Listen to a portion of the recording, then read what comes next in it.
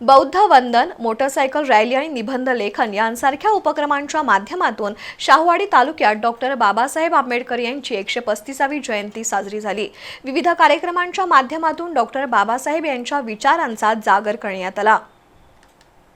शाहूवाडी पंचायत समितीच्या आवारात डॉक्टर बाबासाहेब आंबेडकर यांच्या पुतळ्याचं पूजन उपसभापती अमरसिंह खोत यांच्या हस्ते करण्यात आलं।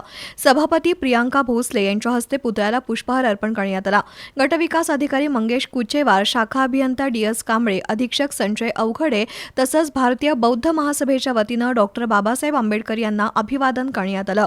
बौद्ध वंदना झाल्यानंतर पंचायत समिती सदस्य सुरेश पवार, दीपक कांबळे, सुरेश कांबळे, शामराव कांबळे, दामाजी कांबळे, अनिल कांबळे यांच्या उपस्थितीत डॉक्टर आंबेडकर यांना अभिवादन करण्यात आलं।